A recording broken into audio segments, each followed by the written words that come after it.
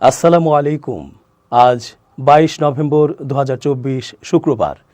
শুরু করছি change TV প্রতিদিনের গল্প অনুষ্ঠান। দর্শক, আপনাদের সঙ্গে রয়েছি আমি এস.জে. রতন। শুরুতেই সংবাদ শিরোনাম। রাজনীতিতে ঘটতে যাচ্ছে চাঞ্চল্যকর নতুন কিছু। হাসিনাকে ফেরত আনতে উদ্যোগ নিচ্ছে সরকার। হঠাৎ আওয়ামী লীগ নিষিদ্ধের বিরুদ্ধে শক্ত অবস্থান নিলেন জামাত আমির। এবার বিস্তারিত। বাংলাদেশের রাজনীতিতে নতুন বিপ্লবের ইঙ্গিত স্পষ্ট হয়ে উঠছে। ফ্যাসিবাদের শেকড় সব জায়গা থেকে উৎখাতে শিগগিরই দ্বিতীয় অভ্যুত্থানের প্রস্তুতি নিচ্ছে ছাত্র জনতা। দ্রুততম সময়ের মধ্যে শুরু হবে ছাত্র গণ আন্দোলন। এই আন্দোলনের মধ্য দিয়ে ডক্টর ইউনূসের সরকারে লুকিয়ে থাকা ফ্যাসিবাদীদের মুখোশ উন্মোচন করে তাদেরকে প্রত্যাহার করতে বাধ্য করা হবে। এ ধরনের কর্মসূচির সঙ্গে ছাত্র উপদেষ্টারা একাত্মতা প্রকাশ করলেও অনেক উপদেষ্টা এখনও বিষয়টি নিয়ে নীরব রয়েছেন। এরকম পরিস্থিতিতে মুখ খুলেছেন অন্তর্বর্তী সরকারের গৃহায়ন ও গণপূর্ত উপদেষ্টা আদিলুর রহমান খান। ফ্যাসিবাদ পুরোপুরি নির্মূল করতে শিক্ষার্থীদের ঐক্যবদ্ধ থাকার আহ্বান জানিয়েছেন এই উপদেষ্টা। শুক্রবার সকালে ঢাকা বিশ্ববিদ্যালয়ের টিএসসি মিলনায়তনে আয়োজিত আন্তঃবিশ্ববিদ্যালয় বিতর্ক প্রতিযোগিতার উদ্বোধন অনুষ্ঠানে এমন মন্তব্য করেন তিনি। উপদেষ্টা আদিলুর রহমান খান বলেন, ফ্যাসিবাদ বিদায় নিলেও তার অনুসারীরা এখনও শেষ হয়নি। এদের উপড়ে ফেলতে হবে। ফ্যাসিবাদ বারবার ফিরে আসবে, তাদের প্রতিহত করতে হবে। এ সময় হতাশ না হয়ে লক্ষ্যে স্থির থাকতে শিক্ষার্থীদের ঐক্যবদ্ধ থাকার আহ্বান জানান উপদেষ্টা। এদিকে আওয়ামী লীগকে রাজনৈতিক কর্মকাণ্ড ও নির্বাচনের সুযোগ দেওয়ার বিষয়ে ফেসবুকে একটি পোস্ট করে স্পষ্ট করেছেন বৈষম্য বিরোধী ছাত্র আন্দোলনের সমন্বয়ক হাসনাত আবদুল্লাহ। ফেসবুকে তিনি এ পোস্ট করেন। ফেসবুকে পোস্টে হাসনাত আবদুল্লাহ লেখেন, বিচার নিশ্চিতের পূর্বে আওয়ামী লীগকে রাজনৈতিক কর্মকাণ্ড ও নির্বাচনের সুযোগ দেওয়া মানে 24-এর অভ্যুত্থানের শহীদদের রক্তের সঙ্গে গাদ্দারি করা। এর আগে বৃহস্পতিবার মার্কিন সাময়িকী টাইম ম্যাগাজিনের প্রকাশিত এক সাক্ষাৎকারে প্রধান উপদেষ্টা ডক্টর মোহাম্মদ ইউনূস বলেন, ক্ষমতায় থাকাকালীন আওয়ামী লীগ যেসব হত্যাকাণ্ড এবং ক্ষমতার অপব্যবহার করেছে সেগুলোর বিচার শেষে দলটিকে নির্বাচন করতে দেওয়া হবে। তিনি আরও বলেন, আওয়ামী লীগের যারা হত্যা ও ক্ষমতার অপব্যবহারের সঙ্গে জড়িত, যখন তাদের বিচার সম্পন্ন হবে তখনই দলটিকে নির্বাচনে স্বাগত জানানো হবে। অন্যেরা নির্বাচনে অংশ নিতে যতটা স্বাধীন তারাও ততটাই স্বাধীন। আমরা তাদের বিরুদ্ধে রাজনৈতিক অঙ্গনে লড়াই করব। বৈষম্য বিরোধী ছাত্র আন্দোলনের 18 সদস্যের কেন্দ্রীয় কার্যনির্বাহী কমিটি ঘোষণা করা হয়েছে। কমিটিতে আহ্বায়ক, সদস্য সচিব, প্রধান সংগঠক ও মুখপাত্রকে পদাধিকার বলে সদস্য করা হবে। এটি আন্দোলনের সাংগঠনিক কাঠামোর একটি উল্লেখযোগ্য পদক্ষেপ। বৃহস্পতিবার রাতে এক সংবাদ বিজ্ঞপ্তিতে এই ঘোষণা দেওয়া হয়।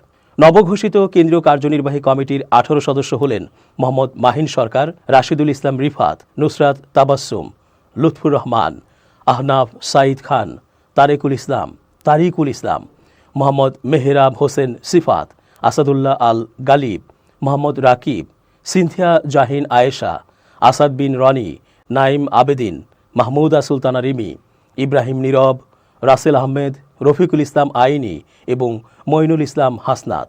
গত 22 অক্টোবর আন্দোলনের সমন্বয় দল বিলুপ্তির পর এই কমিটির ঘোষণা এলো। এর আগে 4 সদস্য বিশিষ্ট আহ্বায়ক কমিটি গঠন করা হয়েছিল। আহ্বায়ক কমিটিতে আহ্বায়ক হিসেবে হাসনাত আবদুল্লাহ, সদস্য সচিব হিসেবে আরিফ সোহেল, প্রধান সংগঠক হিসেবে আব্দুল হান্নান মাসুদ এবং মুখপাত্র হিসেবে উমামা ফাতেমাকে অন্তর্ভুক্ত করা হয়। এখন পর্যন্ত আহ্বায়ক কমিটি সংগঠনের কার্যক্রম পরিচালনা করে আসছিল। জানা গেছে, সারা দেশে কমিটি গঠন সম্পন্ন হলেই ডাক আসবে দ্বিতীয় অভ্যুত্থানের। শেখ হাসিনাকে ফিরিয়ে আনতে বড় ধরনের উদ্যোগ নিচ্ছে সরকার। আগামী মাসে ঢাকায় পররাষ্ট্র সচিবদের বৈঠকের প্রস্তুতি নিচ্ছে বাংলাদেশ ও ভারত। সেখানে ভারতে অবস্থানরত সাবেক প্রধানমন্ত্রী শেখ হাসিনার সম্ভাব্য প্রত্যার্পণ সহ বেশ কয়েকটি দ্বিপক্ষীয় বিষয় নিয়ে আলোচনা হতে পারে। পররাষ্ট্র মন্ত্রণালয়ের সাপ্তাহিক সংবাদ সম্মেলনে এ তথ্য জানিয়েছেন জনকূটনীতি বিভাগের মহাপরিচালক তৌফিক হাসান।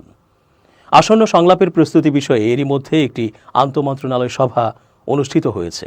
আগামী ডিসেম্বরের প্রথম দিকে ঢাকায় ফরেন অফিস কনসালটেশন FOC অনুষ্ঠিত হওয়ার কথা রয়েছে। সম্মেলনে তৌফিক বলেন, শেখ হাসিনাকে প্রত্যর্পণ নিয়ে আলোচনার সুযোগ রয়েছে। জুলাই আগস্ট গণহত্যার সময় গণহত্যায় জড়িত থাকার অভিযোগে পালিয়ে ভারতে থাকা শেখ হাসিনার বিচার চলছে বাংলাদেশের আন্তর্জাতিক অপরাধ ট্রাইব্যুনালে। সরকার তাকে ফিরিয়ে আনার ইচ্ছা প্রকাশ করলেও হাসান বলেন, প্রত্যর্পণ প্রক্রিয়া শুরু করার বিষয়ে পররাষ্ট্র মন্ত্রণালয় এখনও কোনো আনুষ্ঠানিক নির্দেশনা পায়নি। এক প্রশ্নের জবাবে তিনি বলেন, আমরা দিল্লির সাথে কথা বলবো এবং প্রয়োজনীয় নির্দেশ পেলেই বিদ্যমান প্রত্যর্পণ চুক্তি অনুযায়ী আনুষ্ঠানিক প্রক্রিয়া শুরু করব। ফরেন অফিস কনসালটেশনের নেতৃত্ব দেবেন বাংলাদেশের পররাষ্ট্র সচিব মোহাম্মদ জসিমউদ্দিন এবং ভারতের পররাষ্ট্র সচিব বিক্রম মিশ্রে। দুই দেশের মধ্যে বিদ্যমান চুক্তি ও সমঝোতা স্মারকের অর্থাৎ MOU মোতাবেক পর্যালোচনা প্রসঙ্গে হাসান বলেন, এগুলো বাংলাদেশের বিভিন্ন মন্ত্রণালয়ের আওতাধীন। তিনি বলেন, সংশ্লিষ্ট স্টেক হোল্ডারদের সাথে পরামর্শ অত্যন্ত গুরুত্বপূর্ণ। যে কোনো পদক্ষেপ বাস্তবায়নে সময় লাগবে, যদিও গত 100 দিনে সীমিত অগ্রগতি হয়েছে। আগামী মাসগুলোতে উল্লেখযোগ্য অগ্রগতির আশা রয়েছে। হঠাৎ আওয়ামী লীগ নিষিদ্ধের বিপক্ষে শক্ত অবস্থানে জামায়াতের আমির ডাক্তার শফিকুর রহমান। এ নিয়ে তার বক্তব্যে ভারতীয় গণমাধ্যমে শুরু হয়েছে চাঞ্চল্য। এর ধারাবাহিকতায় ভারতীয় গণমাধ্যম আনন্দবাজারকে সাক্ষাৎকার দিয়েছেন বাংলাদেশ জামায়াতে ইসলামীর আমির ডাক্তার শফিকুর রহমান। অগ্নি রায়ের নেয়া সাক্ষাৎকারে জামায়াতের আমিরের কাছে জানতে চাওয়া হয়, একটা আতঙ্ক তৈরি হয়েছে, অন্তর্বর্তী সরকার এবং জামায়াত মিলেমিশে আওয়ামী লীগের পর এবার বিএনপিকেও সরিয়ে দিতে চাইছে। দুই বড় রাজনৈতিক দলকে বাইরে রেখে নতুন শক্তির উত্থান হবে। সাক্ষাৎকারটি হুবহু তুলে ধরা হলো। প্রশ্ন, জামায়াতে ইসলামীর ভারত বিরোধিতা সর্বজন পরিচিত, কি বলবেন? উত্তর, সম্পূর্ণ অস্বীকার করছি। এই ধারণা ভিত্তিহীন। উদ্দেশ্য প্রণোদিতভাবে আমাদের নিশানা করে এই মতবাদ ছড়ানো হয়েছে যাতে জামায়াতের রাজনীতির মিথ্যা ব্যাখ্যা ও বিভ্রান্তি তৈরি হয়। সমান মর্যাদা এবং সম্মানের ভিত্তিতে আমরা ভারত সহ সমস্ত প্রতিবেশী রাষ্ট্রের সঙ্গে সুসম্পর্ক বজায় রাখতে চাই। আমাদের আন্তর্জাতিক নীতি সবার সঙ্গে বন্ধুত্ব, কারো সঙ্গে শত্রুতা নয়। চাই ভারতও একই রকম সাড়া দিক, পারস্পরিক বিশ্বাস এবং সহাবস্থানের ভিত্তিতে। প্রশ্ন, কিন্তু জামায়াত ইসলামীকে দেখা হয় কট্টর ইসলামী সংস্থা হিসাবে, অন্যান্য ইসলামী রাষ্ট্রে যে ইসলামিক ব্রাদারহুড রয়েছে তার অংশ হিসাবে। নিজেদের সংগঠনকে কিভাবে দেখেন? উত্তর, আবারও আপনি ধরেই নিচ্ছেন জামায়াতে ইসলামী কট্টরপন্থী মুসলিম সংগঠন। এটা একেবারেই অসত্য। জামায়াত একটি আধুনিক, উদার এবং গণতান্ত্রিক দল, যার ভিত্তি ইসলামিক আদর্শ। আরও একটি কথা মনে করিয়ে দিই, আমরা একটি স্বাধীন রাজনৈতিক দল। বিশ্বের অন্য কোনো রাজনৈতিক সংস্থায় আমাদের প্রতিনিধিত্ব নেই। প্রশ্ন, কিন্তু বিএনপির একটি অংশ আপনাদের কট্টরপন্থী মনোভাব নিয়ে অস্বস্তিতে, কি বলবেন? উত্তর, কট্টরপন্থী মনোভাব বলতে কি বোঝাতে চাইছেন তা অস্পষ্ট।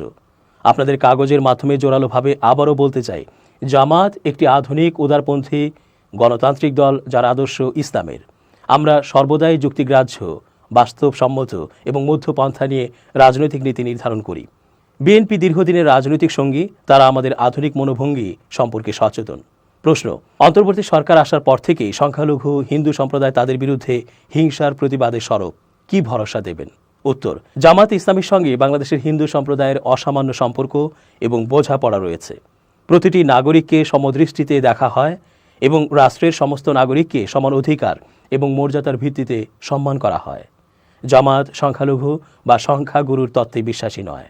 আমরা মনে করি ধর্মের ভিত্তিতে দেশবাসীর বিভাজন অপরাধ। হিন্দু বা অন্য কোনো সম্প্রদায়ের বিরুদ্ধে হিংসার ইতিহাস জামায়াতের নেই, বরং বিভিন্ন সময়ে জামায়াতে ইসলামী বিভিন্ন বিষয় নিয়ে হিন্দু নেতাদের সঙ্গে আলোচনাও করেছে। প্রশ্ন, একটা আতঙ্ক তৈরি হয়েছে, অন্তর্বর্তী সরকার এবং জামায়াত মিলেমিশে আওয়ামী লীগের পর এবার বিএনপিকেও সরিয়ে দিতে চাইছে। দুই বড় রাজনৈতিক দলকে বাইরে রেখে নতুন শক্তির উত্থান হবে, কতটা ঠিক? উত্তর, সবিনয়ে বলতে চাই, এই তত্ত্বের কোনো ভিত্তি নেই। আওয়ামী লীগের প্রতি জনতার সম্মিলিত ঘৃণা তৈরি হয়েছিল দুর্নীতি এবং ফ্যাসিবাদী নীতির কারণে। তারা নিজেরাই নিজেদের পতন ডেকে এনেছে। কোনো সংগঠন বা দলকে সরানোর জন্য আমাদের কোনো ভূমিকা পালনের প্রয়োজন নেই। মানুষ সব জানেন, তাদের সম্মিলিত প্রজ্ঞাকে আমরা সম্মান করি। এইটুকু বলতে পারি, কোনো রাজনৈতিক দলকে খারিজ করা বা সরিয়ে দেওয়ার কোনো ইচ্ছে আমাদের নেই। অবাধ, সুষ্ঠু ও নিরপেক্ষ নির্বাচন আয়োজনে সর্বোচ্চ চেষ্টা চালাবেন বলে জানিয়েছেন নবনিযুক্ত প্রধান নির্বাচন কমিশনার AMM নাসির উদ্দিন। তিনি বলেছেন, গত জুলাই আগস্টের আন্দোলনে অনেক মানুষ প্রাণ দিয়েছে। এই আন্দোলনের মূল বিষয়ই ছিল ভোটের অধিকার নিশ্চিত করা। এত মানুষের রক্তের সঙ্গে বেইমানি করা সম্ভব নয়। বৃহস্পতিবার প্রধান নির্বাচন কমিশনার ও 4 কমিশনার নিয়োগের প্রজ্ঞাপন জারির পর কালবেলার সঙ্গে আলাপকালে তিনি কথা বলেন।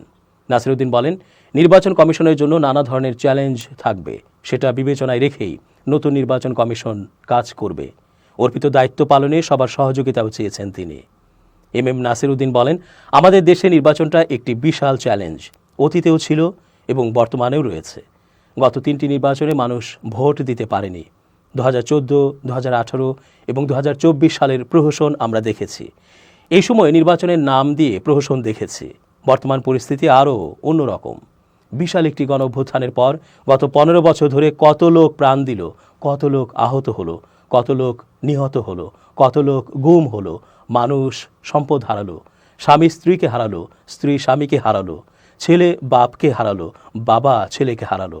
তিনি আরও বলেন, শুধু জুলাই আগস্টে 1,500 লোক শহীদ হলো, 25 থেকে 26,000 লোক আহত হলো। এদের ভোট দেওয়ার দাবি ছিল। এদের রক্তের সঙ্গে ও ত্যাগের সঙ্গে বেইমানি করা যাবে না, কোনোভাবেই করা যাবে না। নতুন সিইসি বলেন, যার ভোট সে দেবে, এটা সম্ভব অবশ্যই হবে। যত চ্যালেঞ্জই আসুক, সংশ্লিষ্ট সবার সহযোগিতা দিয়ে ওই চ্যালেঞ্জগুলো মোকাবিলা করে আমাদের এগিয়ে যেতে হবে। ইনশাআল্লাহ আমি জীবনে কোনোদিন ফেল করিনি, আশা করি ফেল করব না, এই আত্মবিশ্বাস আমার আছে। মুক্ত খালেদা জিয়া ও সরকার প্রধান ডক্টর মোহাম্মদ ইউনূস বৈষম্য বিরোধী ছাত্র জনতার আন্দোলনের অন্যতম অর্জন বলে মন্তব্য করেছেন ডাক, টেলিযোগাযোগ ও তথ্য প্রযুক্তি উপদেষ্টা মোহাম্মদ নাহিদ ইসলাম। বৃহস্পতিবার রাতে নিজের ভেরিফাইড ফেসবুক আইডিতে দেওয়া একটি পোস্টে এ মন্তব্য করেন তিনি। নাহিদ ইসলাম তার ফেসবুক আইডিতে বিএনপি চেয়ারপারসন ও সাবেক প্রধানমন্ত্রী বেগম খালেদা জিয়ার সঙ্গে সাক্ষাতের কয়েকটি ছবি পোস্ট করেছেন।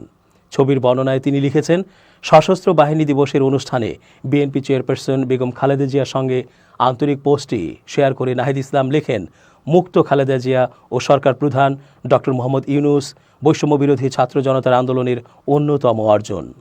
জানা যায়, দীর্ঘ 14 বছর পর সশস্ত্র বাহিনী দিবস উপলক্ষে ঢাকা সেনানিবাসের সেনাকুঞ্জে সংবর্ধনা অনুষ্ঠানে যোগ দিয়েছেন সাবেক প্রধানমন্ত্রী ও বিএনপি চেয়ারপারসন বেগম খালেদা জিয়া। বৃহস্পতিবার সন্ধ্যায় সেখানে বেগম জিয়ার সঙ্গে সাক্ষাৎ ও মতবিনিময় করেন উপদেষ্টা মাহফুজ আলম, স্থানীয় সরকার, পল্লী উন্নয়ন ও সমবায় উপদেষ্টা আসিফ মাহমুদ সজীব ভূঁইয়া, ডাক, টেলিযোগাযোগ ও তথ্য প্রযুক্তি উপদেষ্টা মোহাম্মদ নাহিদ ইসলাম এবং বৈষম্য বিরোধী ছাত্র আন্দোলনের সমন্বয়ক সার্জিস আলম। এর আগে বেগম জিয়ার সঙ্গে কুশল বিনিময় করে তার শারীরিক অবস্থার খোঁজ খবর নেন প্রধান উপদেষ্টা ডক্টর মোহাম্মদ ইউনূস। এবার খুব জরুরি 1 মিনিট জানাচ্ছেন ইউনেস্কো ক্লাব পুরস্কার বিজয়ী সাংবাদিক আমিরুল মোমিনিন মানিক। প্রত্যেককে আমন্ত্রণ খুব জরুরি 1 মিনিটে। প্রিয় দর্শক, জীবনকে সফলতার স্বর্ণবন্দরে নিয়ে যেতে হলে 3টি সূত্র অবশ্যই মনে রাখা প্রয়োজন। প্রথমত, যে বিষয়ে আপনি সফল হতে চান সে বিষয়ে বিস্তারিত ধারণা রাখা। বই পড়ে, ভিডিও দেখে অথবা বাস্তব অভিজ্ঞতা আছে এমন ব্যক্তির কাছ থেকে জেনেও আপনি আপনার সফল হবার বিষয়টি সম্পর্কে ধারণা নিতে পারেন। দ্বিতীয়ত, সততার সঙ্গে পরিশ্রম করা। পরিশ্রম করবেন কিন্তু সততা থাকবে না, তাহলে হবে না। আর তৃতীয়ত হচ্ছে নিরন্তর লেগে থাকা। কোনো ধরনের বিরতি না দিয়ে আপনি যদি লেগে থাকেন তাহলে অবশ্যই সফল হবেন। প্রিয় বন্ধুরা, আসুন সফল হতে এই 3টি সূত্র অন্তর থেকে মেনে চলি এবং বাস্তবেই কাজ করি। ভালো থাকুন সবাই, শুভেচ্ছা নিরন্তর। এবার দেশের বাইরের প্রসঙ্গ। আন্তর্জাতিক অপরাধ আদালত আইসিসির জারি করা পরোয়ানা অকার্যকর বা প্রত্যাহার হওয়ার আগে যদি ইতালি সফরে যান ইসরায়েলের প্রধানমন্ত্রী বেনিয়ামিন নেতানিয়াহু, তাহলে তাকে গ্রেপ্তার করবে দেশটির সরকার। ইতালির প্রতিরক্ষা মন্ত্রী গুইদো ক্রোসেত্তো বৃহস্পতিবার এই সতর্কবার্তা দিয়েছেন। গাজায় মানবতা বিরোধী অপরাধ ও যুদ্ধাপরাধের অভিযোগে গতকাল বৃহস্পতিবার ইসরায়েলের প্রধানমন্ত্রী, সাবেক প্রতিরক্ষা মন্ত্রী ইয়োভ গ্যালেন্ট এবং গাজা উপত্যকা নিয়ন্ত্রণকারী গোষ্ঠী হামাসের সামরিক শাখার প্রধান মোহাম্মদ দেইফের বিরুদ্ধে গ্রেপ্তারি পরোয়ানা জারি করেছে নেদারল্যান্ডের হেগ শহরে অবস্থিত আন্তর্জাতিক অপরাধ আদালত। এই পরোয়ানা জারির কয়েক ঘণ্টা পর ইতালির সম্প্রচার সংবাদ মাধ্যম RAI টেলিভিশনকে দেওয়া এক সাক্ষাৎকারে মন্ত্রী বলেন, আমি মনে করি নেতানিয়াহু এবং গ্যালান্টের সঙ্গে হামাসের সামরিক শাখার প্রধানকে এক লেভেলে বিচার করা আইসিসির একটি ভুল। তবে এই পরোয়ানা প্রত্যাহার কিংবা অকার্যকর হওয়ার আগে নেতানিয়াহু কিংবা গ্যালান্ট যদি ইতালি সফরে আসেন তাহলে বাধ্য হয়ে তাদেরকে গ্রেপ্তার করতে হবে আমাদের। ইতালির প্রতিরক্ষা মন্ত্রী আরও বলেন, এটা কোনো রাজনৈতিক সিদ্ধান্ত নয়। আমরা আন্তর্জাতিক অপরাধ আদালত গঠন সংক্রান্ত চুক্তি স্বাক্ষরকারী একটি দেশ। তাই আইসিসির যে কোনো পদক্ষেপ, যে কোনো সিদ্ধান্ত আমরা মেনে নিতে বাধ্য। পরোয়ানা জারির পর তাৎক্ষণিক এক প্রতিক্রিয়ায় ইতালির পররাষ্ট্রমন্ত্রী অ্যান্টোনিও তাজিনি বলেছিলেন, আমরা আইসিসিকে সমর্থন করি, তবে আমরা এটিও দৃঢ়ভাবে বিশ্বাস করি যে এই আদালতের প্রতিটি সিদ্ধান্ত পদক্ষেপ হবে আইনগত, রাজনৈতিক নয়। পরোয়ানা জারির জেরে আমাদের কী পদক্ষেপ হবে সে বিষয়ে মিত্রদের সঙ্গে আলোচনা সাপেক্ষে সিদ্ধান্ত গ্রহণ করা হবে। এর আগে গত মে মাসে নেতানিয়াহু, গ্যালান্ট ও দেইফের পাশাপাশি হামাসের তৎকালীন প্রধান ইসমাইল হানিয়া ও গাজার হামাস প্রধান ইয়াহিয়া সিনোয়ারের বিরুদ্ধে গ্রেপ্তারি পরোয়ানা জারির আবেদন করেন আইসিসির কৌঁসুলি করিম খান। পরোয়ানা জারির পর সিএনএনকে দেওয়া সাক্ষাৎকারে করিম খান বলেন, গত বছরের 7 অক্টোবর ইসরায়েলে হামলার ঘটনায় সিনোয়ার, হানিয়া ও দেইফের বিরুদ্ধে ব্যাপক হত্যাযজ্ঞ, হত্যা, লোকজন জিম্মি হিসেবে নেওয়া, ধর্ষণ এবং বন্দীদের যৌন নিপীড়নের অভিযোগ আনা হয়েছে। আইসিসির কৌঁসুলি আরও বলেন, নেতানিয়াহু ও গ্যালান্টের বিরুদ্ধে অভিযোগের মধ্যে রয়েছে ব্যাপক হত্যাযজ্ঞ সংঘটিত করা, মানবিক ত্রাণ সরবরাহ করতে না দেওয়া সহ ক্ষুধাকে যুদ্ধের হাতিয়ার হিসেবে ব্যবহার, যুদ্ধে বেসামরিক লোকজনকে ইচ্ছাকৃতভাবে লক্ষ্যবস্তু করা। দর্শক, শেষ করছি প্রতিদিনের গল্পের আজকের গল্প। changetv.press বাংলাদেশের ইউটিউব জার্নালিজমের অগ্রদূত। ভিজিট করুন এর ওয়েবসাইট www.changetv.press, ইউটিউব youtube.com/changetvpress এবং সাবস্ক্রাইব করুন চ্যানেলটি। নিয়মিত লাইক, কমেন্ট ও শেয়ার করে আপডেট রাখুন নিজেকে। ভালো থাকুন, নিরাপদে থাকুন, শুভেচ্ছা নিরন্তর।